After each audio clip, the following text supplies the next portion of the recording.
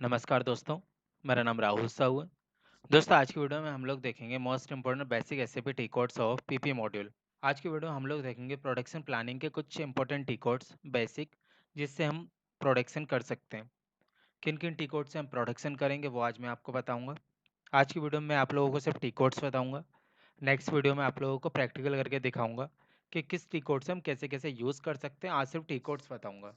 आज की वीडियो में हम लोग देखेंगे कि किस तरह हम प्रोडक्शन को क्रिएट कर सकते हैं, कैसे प्लान ऑर्डर तैयार कर सकते हैं, कैसे फिनिश गुड्स का प्लान ऑर्डर तैयार कर सकते हैं, कैसे सेमी फिनिश का प्लान ऑर्डर तैयार कर सकते हैं। आज वन बाय वन डिटेल्स में प्रोडक्शन प्लानिंग को समझेंगे और उसके बाद हम इसे प्रैक्टिकल करके नेक्स्ट वीडियो में देखेंगे। दोस्तों स्टार्ट करने से पहले यदि आप लोगों ने चैनल अभी तक लाइक एंड सब्सक्राइब नहीं किया तो प्लीज़ लाइक एंड सब्सक्राइब जरूर कीजिए दोस्तों। आइए नेक्स्ट चलते हैं। दोस्तों ये आपको समझाने के लिए मैं इमेजेस लिए हैं। फर्स्ट है प्रोडक्शन डिपार्टमेंट। यहाँ हम देखेंगे, यहाँ यदि कोई भी प्रोडक्शन कर रहे हैं किसी भी चीज़ का फिजिकली में, तो हमें किन किन चीज़ों की हेल्प होती है। जैसे हम समझ लें कि हमें पेन और बोतल्स का प्रोडक्शन करना है, तो सबसे पहले तो मशीन्स जो आपको दिख रही हैं, उसके अलावा हमें कैप चाहिए होंगे, पैकिंग मटेरियल, सेमी फिनिश्ड में हमें लिक्विड चाहिए होगा, और बोतल्स का भी हमें बोतल्स चाहिए रहेगी, पैकिंग मटेरियल में कैप चाहिए रहेगा, और लेवल वगैरह चाहिए होंगे, स्टिकर्स वगैरह चाहिए होंगे। ये सब हमें फिजिकल चाहिए प्रोडक्शन करने के लिए।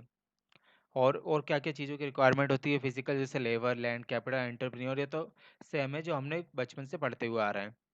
इसके अलावा पैकिंग मटेरियल जो रहता है वो हमें सैप में भी रिक्वायरमेंट होती है और फिजिकल भी रिक्वायरमेंट होती है। सैप की लैंग्वेज में देखेंगे तो हमें एक बोतल और पेन का प्रोडक्शन करना है, तो हम क्या टी कोड्स यूज़ करें, किस टी कोड से कितना प्लान ऑर्डर बनाएं, प्लान ऑर्डर के बनाने के बाद एमआरपी किससे रन करें, और कैसे वन बाय वन इसको समझते हैं। आइए नेक्स्ट चलते हैं।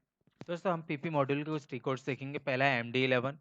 MD11 से हम क्रिएट प्लान ऑर्डर तैयार करते हैं दोस्तों। MD11 हमेशा सेमी फिनिश्ड के लिए यूज़ किया जाता है और फिनिश प्रोडक्ट जैसे कि पैकिंग मटेरियल। तो हमें जैसे लिक्विड का हमें प्रोडक्शन तैयार करना है, लिक्विड का, वाटर का और सेमी फिनिश्ड का, तो हम हमेशा MD11 से प्लान ऑर्डर तैयार करेंगे। MD61 दोस्तों, MD61 जो होता है वो हमारा क्रिएट प्लान इंडिपेंडेंट रिक्वायरमेंट होती है। जैसे कि सपोज मुझे 1 लाख का प्रोडक्शन करना है, तो या तो मैं 1 लाख को एक ही बार में प्रोडक्शन कर सकता हूँ, तो उसको वन बाय वन उसी में से 5,000, 2,000, 1,000 वन बाय वन उससे प्रोडक्शन कर सकता हूँ। अदरवाइज मैं चाहूँ कि नहीं, मुझे तो 2,000 का आज प्रोडक्शन करना है और 2,000 ही में अपना प्लान ऑर्डर तैयार करूँ MD61 से, तो हम वैसा भी कर सकते हैं। MD11 होता है सेमी फिनिश्ड के लिए और MD61 होता है फिनिश प्रोडक्ट के लिए। तो ये दो टी कोड बहुत मैन है दोस्तों, यहीं से हम हमेशा प्लान ऑर्डर तैयार करते हैं। इसकी मैं आपको स्क्रीनशॉट भी अभी शेयर करूंगा कि सैप में MD61 कैसा दिखता है और MD11 कैसा दिखता है। नेक्स्ट आते हैं थर्ड टी कोड्स MD02।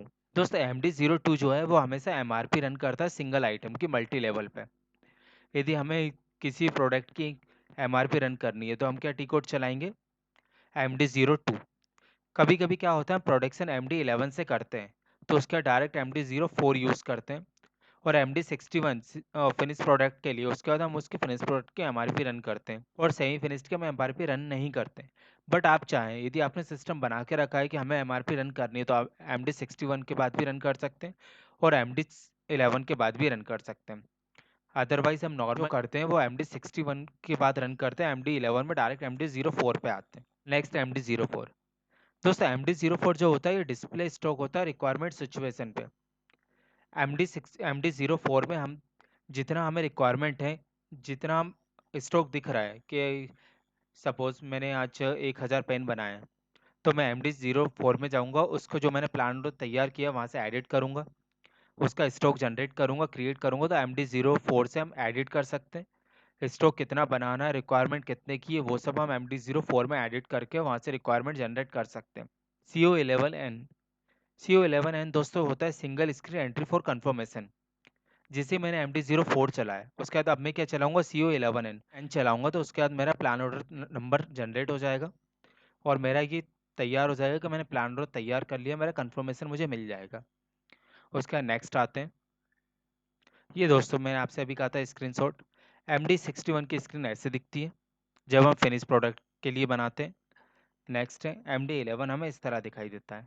यहाँ पे material, MRP, quantity, and date, start date और प्लान ऑर्डर कंपोनेंट और कन्वर्सेशन से इंडिपेंडेंट पे क्लिक करके सेव करते हैं। तो जैसे ही सेव करेंगे आपका ये प्लान ऑर्डर तैयार हो जाएगा। नेक्स्ट आते हैं।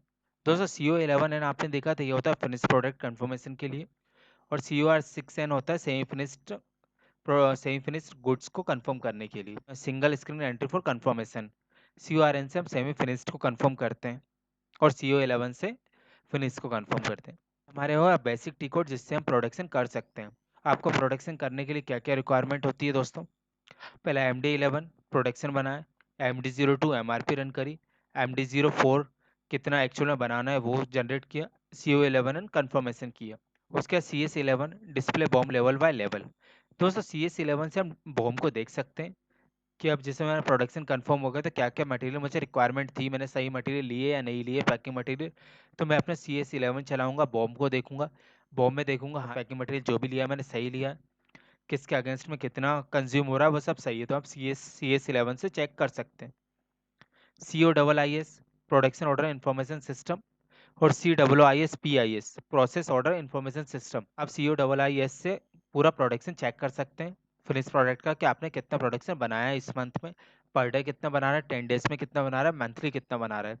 तो आप ये COIIS से चेक कर सकते हैं। COIIS PI से आप सेमी फिनिश चेक कर सकते हैं कि आपने कितना सेमी फिनिश प्रोडक्शन बनाया है, वो आप इस रिकॉर्ड से चेक कर सकते हैं। CS01 आप बॉम्ब को क्रिएट कर सकते हैं CS01 टी कोड से। CO13 इससे अब जैसे सपोज मैंने प्रोडक्शन गलत बना दिया, अब मेरे से प्रोडक्शन गलत बन गया, मुझे बनाना था 1 लाख का, मैंने बना दिया 1,20,000 का। तो मैं क्या करूँगा, CO13 में जाके उसे कैंसिल करूँगा, फिनिश्ड को कैंसिल कंफर्मेशन और प्रोडक्शन ऑर्डर को यहाँ से CO13 से कंफर्म कैंसिल कर सकते हैं। CORS क्या होता है, कैंसिल प्रोसेस ऑर्डर कंफर्मेशन, ये भी सेमी फिनिश्ड के लिए। मैंने सेमी फिनिश्ड गलत लिक्विड ले लिया, गलत प्रोडक्शन कर दिया, तो मैं उसे CORS से कैंसिल कर सकता हूँ। नेक्स्ट आते हैं COGI, post process faulty goods movements.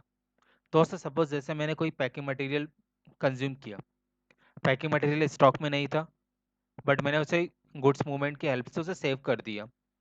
क्या होता है जब भी हम प्रोडक्शन करते हैं, सपोज 5 मटेरियल में से 3 मटेरियल हमारे स्टॉक में और 2 मटेरियल नहीं है, तो वो यदि मोर देन 50% मटेरियल है तो वो कंज्यूम कर लेगा और वो हमें प्रोडक्शन को सेव करने देगा। तो 2 मटेरियल क्या होंगे, कोगी में चले जाएंगे, और 3 आपके सेव हो जाएंगे। तो इसलिए हम क्या करेंगे, बाद में कोगी को क्लियर करेंगे, तो कोगी में जो भी फॉल्टी मटेरियल होते हैं, जैसे कि जो हमारे स्टॉक में अवेलेबल नहीं है, वो सब आपको कोगी में दिखेंगे। और मैंने एक पर्टिकुलर कोगी की वीडियो बनाई है, आप चाहें तो मेरी वीडियो चेक कर सकते हैं। नेक्स्ट आता है QA32, ये change data of inspection lot. दोस्तों QA32 जो होता है वो हमारा इंस्पेक्शन लॉट कंफर्मेशन के लिए होता है। सपोज जैसे क्वालिटी वालों के पास कोई गुड्स आया, तो वहाँ से वो इससे कंफर्म कर सकते हैं QA32 से। MSC3N ये हमारे डिस्प्ले बैच के लिए होता है। यदि मैंने प्रोडक्शन बनाया है तो ये टी कोड MSC3N को चला के मैं बैच को देख सकता हूँ।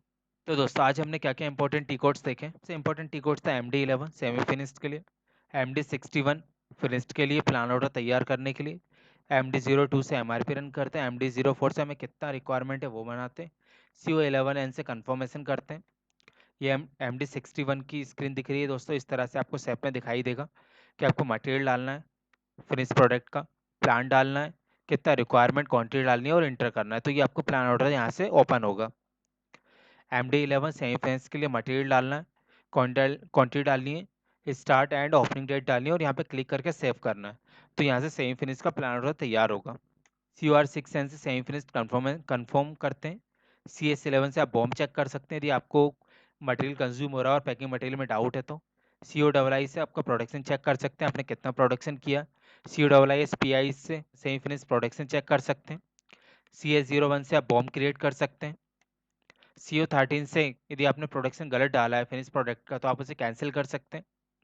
CORS से सेमी फिनिश गलत डाला है तो आप उसे कैंसिल कर सकते हैं। कोगी में आप एरर चेक कर सकते हैं, क्या क्या आपने प्रोडक्शन डाला, कितने मटेरियल कंज्यूम हुए, कौन से गलत डेट पे हुए, वो सब एरर आपकी कोगी में दिखाई देगी। QA32 से आप क्वालिटी में जाके उस मटेरियल को क्लियर करा सकते हैं। MSC3N से आप बैच को देख सकते हैं। तो दोस्तों आज की वीडियो में हमने क्या देखे, पीपी मॉड्यूल के कुछ बेसिक्स टी कोड। दोस्तों यदि आप लोगों को मेरी वीडियो पसंद आई तो प्लीज़ लाइक एंड सब्सक्राइब जरूर कीजिए दोस्तों। और आप चाहें तो मेरे चैनल पर जाकर थैंक्स भी कर सकते हैं, यदि आपको बहुत ज़्यादा वीडियो पसंद आया और आपकी वीडियो हेल्प कर रहा है तो आप थैंक्स पे भी क्लिक कर सकते हैं। और यदि आपको कोई डाउट हो तो आप मुझे कमेंट्स में लिख कर पूछ सकते हैं।